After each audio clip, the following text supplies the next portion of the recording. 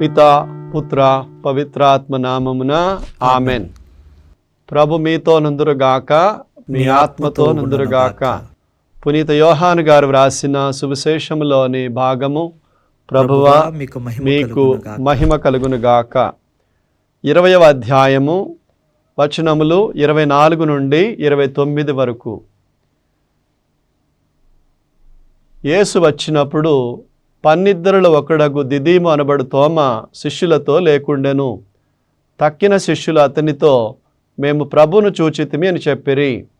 అందుకు అతడు, నేను ఆయన చేతులలోని చీలల గంటలు చూచి అందు నా వ్రేలు పెట్టి ఆయన ప్రక్కలో నా చేయి ఉంచినే తప్ప విశ్వసింపను అనెను.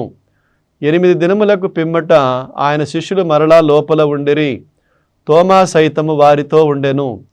మూసిన తలుపులు మూసినట్లుండగానే యేసు వచ్చి వారి మధ్య నిలువబడి, మీకు శాంతి కలుగునుగాక అనెను.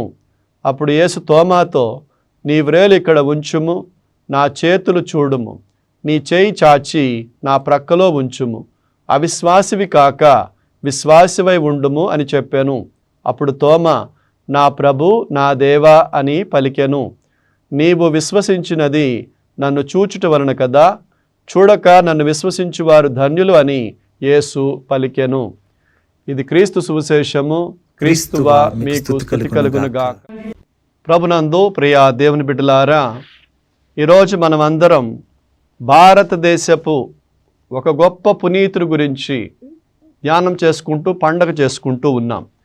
పునీత తోమా గారి పండుగ, తోమాసు గారి పండుగ.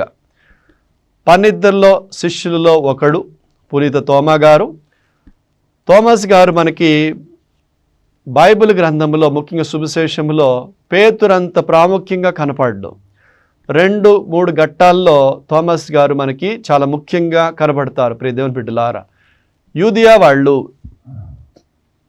లాజరు మరణించాడని చెప్పి తెలుసుకున్నటువంటి యేసయ్య శిష్యులతో పాటు లాజర్ని చూసి వద్దామని చెప్పి చెప్తాడు. అప్పటికే ఒకసారి యూదియా వాళ్ళు యేసుక్రీస్తుని రాళ్లతో కొట్టాలని చెప్పి ప్రయత్నం చేస్తారు. ఇది శిష్యులు గుర్తు చేస్తారు. వాళ్ళు ఆల్రెడీ ఒకసారి మిమ్మల్ని రాళ్లతో కొట్టాలనుకుంటున్నారు, ఇప్పుడు వెళతారా అంటే, అప్పుడు తోమా యోహాను సువార్త 11వ అధ్యాయం 16వ వచనంలో తోమా చెప్పిన మాట, వెళదము రండు, ఆయనతో పాటు మనం చనిపోవుదము. ప్రగాఢ విశ్వాసం ఉన్నవాడు తోమా. ప్రాణం లెక్క చేయకుండా యేసుని వెంబడించిన వాడు పునీత తోమస్ గారు. ప్రియ దేవుని బిడ్డలారా, ఆ తర్వాత ప్రియ దేవుని బిడ్డలారా, యేసుక్రీస్తు, నా తండ్రి గృహమున అనేక నివాస స్థలములు ఉన్నవి, నేను వెళ్ళి మీకు ఒక నివాస స్థానమును ఏర్పరిచి వచ్చేదను అని చెప్పినప్పుడు తోమా గారు పునీత యోహాను గారు రాసిన సువార్తలో 14వ అధ్యాయం 15, 16, 5, 6 వచనాలు చూస్తే తోమా గారు అంటారు, మీరు వెళ్ళు స్థలమేదో మాకు తెలియదు, మార్గం ఎట్లు తెలియను అని చెప్పి ప్రశ్నించేది కూడా తోమా గారే. అక్కడ ప్రభువు, నేనే మార్గమును సత్యమును జీవమును అని చెప్పి ప్రభు సెలవివ్వటాన్ని మనం గ్రహిస్తాం. ఈరోజు మనం గమనిస్తే ప్రియ దేవుని బిడ్డలారా, తోమా యేసుక్రీస్తు పునరుత్థానం పొందిన తర్వాత శిష్యులను దర్శించినప్పుడు తోమా అక్కడ లేడు. అని తర్వాత వచ్చి తోమా ఉన్నప్పుడు ప్రభు మళ్ళీ దర్శిస్తాడు 8 రోజుల తర్వాత. తోమా వచ్చినప్పుడు మేము ప్రభువును చూచాము అని చెప్పి తోమాకి చెబితే తోమా నమ్మల. దీన్ని పట్టుకొని మనం తోమా అవిశ్వాసం అన్నట్లుగా మాట్లాడతాం. ప్రియ దేవుని బిడ్డలారా, తోమా అప్పుడు ఆయన చేతులలోని నా చేయి పెట్టి చీలల గంటలు చూచి అందు నా వ్రేలు పెట్టి ఆయన ప్రక్కలో నేను చేయి ఉంచినే తప్ప విశ్వసింపను అని చెప్పి అంటాడు. ఎందుకు అన్నాడు తోమా గారు ఆ విధంగా అంటే మనం అందరం గ్రహించాలి. యూదుల కాలంలో ఎవరైనా మరణిస్తే వెంటనే ఆ శరీరాలను లేనిపోని చెడు శక్తుల కోసం ఆ శరీరాలను వినియోగించుకునేవాళ్ళు. కాబట్టి ఆ చెడు శక్తుల కోసం అమ్ముకునేవాడు శరీరాలను. యేసుప్రభు విషయం కూడా అదే విషయాన్ని ఆయన మీద నింద మోపారు, శిష్యులు ఎత్తుకెళ్ళిపోయారు అని చెప్పి. మగ్దలా మరియమ్మ కూడా ఎప్పుడైతే యేసుక్రీస్తు పునరుత్థానం పొందిన తర్వాత ఆయన శరీరం అక్కడ కనపడలేదో వెతుకుతున్నప్పుడు మరి అక్కడ యేసుక్రీస్తు వచ్చి మరియమ్మ అని చెప్పి పిలిచినప్పుడు ఆయన తోటమాలి అనుకుంటుంది మగ్దల మరియమ్మ. తోటమాలి అనుకొని యోహాను సువార్త 20వ అధ్యాయం 15వ వచనంలో మనం గమనిస్తే మగ్దల మరియమ్మ అంటారు, అయ్యా నీవు ఆయనను తీసుకుని వెళ్ళిన ఎడల ఆయనను ఎక్కడ ఉంచితివో చెప్పుము, నేను వెళ్ళి తీసుకొని పోయేదను, నేను వెళ్ళి తెచ్చుకుంటాను. అంటే అమ్ముకున్నారేమో, ఎవరికైనా బాడీలు అలా ఇచ్చేసేవాళ్ళు అనమాట. తర్వాత ఆ రోజుల్లో దయ్యాలు అందుకే యేసుక్రీస్తు సమయంలో కూడా దయ్యం నుంచి విడుదలని బాగా వినపడుతూ ఉండేవి.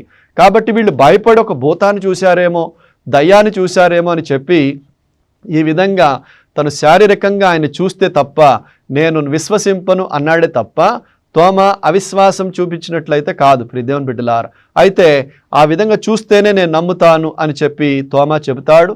తనకున్నటువంటి అవిశ్వాసాన్ని, తనకున్నటువంటి డౌట్ని వెంటనే తొలగించడానికి 8 రోజుల తర్వాత తోమ ఉన్నప్పుడే ప్రభు వచ్చి తోమాని మాత్రమే పిలిచి, రా వచ్చి నా చేతులు చూడు, నా చేతులు చీలల గంటలు చూడు, నా ప్రక్కలని చేయి ఉంచు అని చెప్పి అవిశ్వాసివి కాక విశ్వాసివై ఉండుము అని చెప్పినప్పుడు తోమా గారు చెప్పిన మాట, అప్పుడు తోమ నా ప్రభు నా దేవా అని పలికెను. ఇది విశ్వాసం, ప్రొఫెషన్ ఆఫ్ ఫెయిత్. ఇది తోమా గారు చెప్పిన ఈ మాటలు గతంలో అంతకుముందు ఎవ్వరూ చెప్పల. నా ప్రభువా నా దేవా అంటే నా సర్వస్వమా, అంటే నాకున్న సర్వస్వం నువ్వే అని చెప్పి అర్థం. అంత గొప్ప విశ్వాసాన్ని ప్రకటించాడు తోమా గారు. సరే, పెంతెకోస్తు దినము రోజున పరిశుద్ధ ఆత్మను స్వీకరించిన తర్వాత శిష్యులందరూ కూడా మరి సువార్త ప్రచారం కోసం వెళ్ళిపోయారు. మరి ఒక్కొక్కడు ఒక్కొక్క స్థలానికి వెళ్ళినప్పుడు, ఒక్కొక్క దేశానికి వెళితే తోమా గారు మాత్రం పడవెక్కి ఓడ ఎక్కి కేరళ వచ్చారు, భారతదేశానికి వచ్చారు.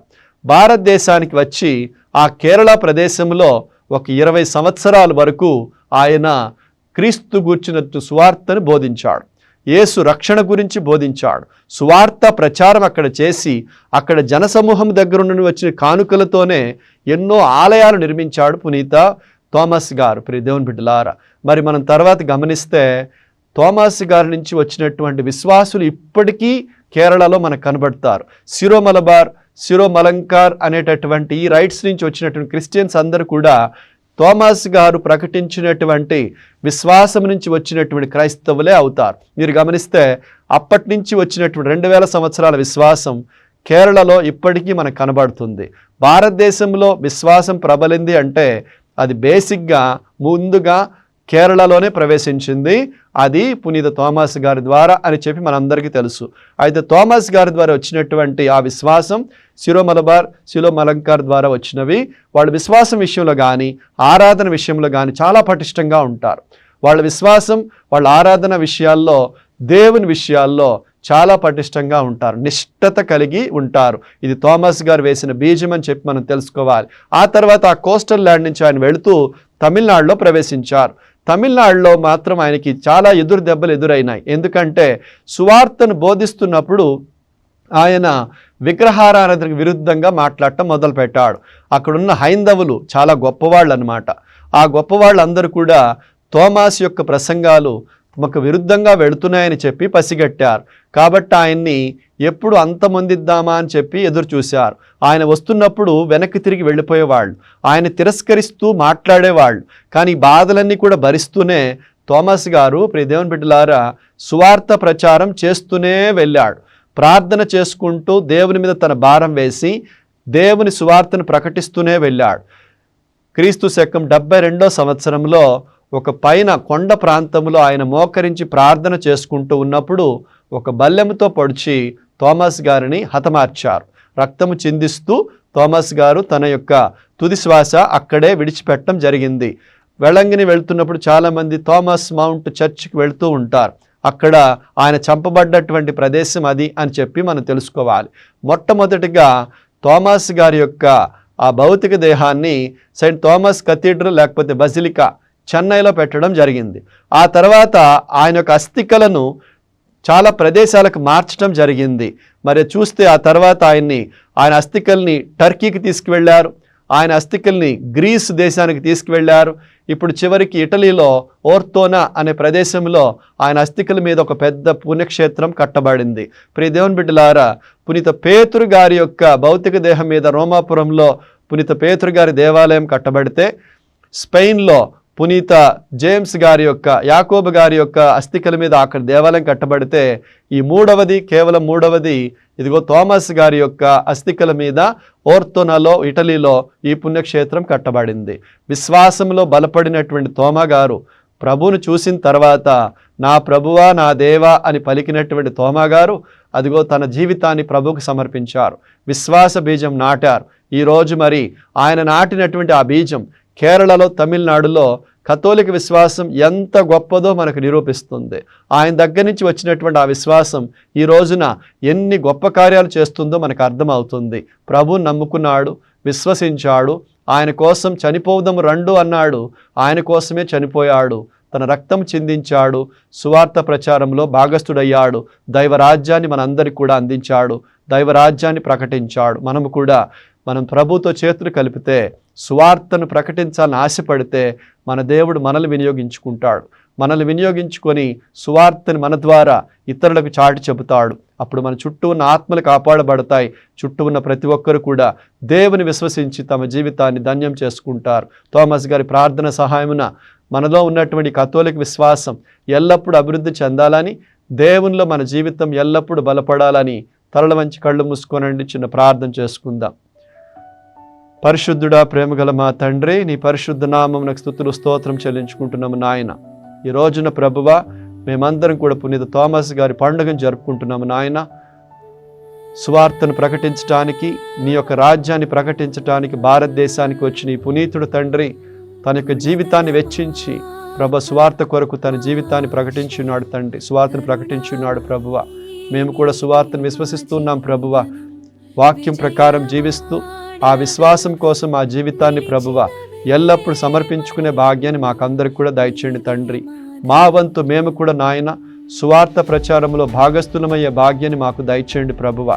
స్వార్థముతో కాకుండా, బీడియపడకుండా, నాయన భయపడకుండా నీ యొక్క రాజ్యాన్ని ప్రభువా మా యొక్క జీవితం ద్వారా, మా సాక్ష్యము ద్వారా అందరికీ చాటి చెప్పే భాగ్యాన్ని మాకందరికి కూడా దయచేయమని పునీత థోమస్ గారి ప్రార్థన సహాయమున ఆ పేరు కలిగిన ప్రతి బిడ్డను కూడా మీరు దీవించి, ఆ పండుగను జరుపుకుంటున్న ప్రతి బిడ్డను కూడా ఆశీర్వదించి, ఈ సందేశం ఆలకిస్తున్న ప్రతి బిడ్డను కూడా తండ్రి పేరు పేరును ఆశీర్వదించి, దీవించి, కాచి కాపాడమని, మహిమ ఘనత ప్రాభం మీరే పొందమని యేసు పరిశుద్ధ నామమున అడిగి బ్రతిమాలి వేడుకొంచున్నాము తండ్రి.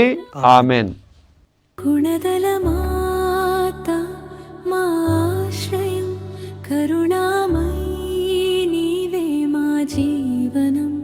విజయవాడ వెలుగై నిలిచినవే మరియమ్మ, నీవే మా ధైర్యం.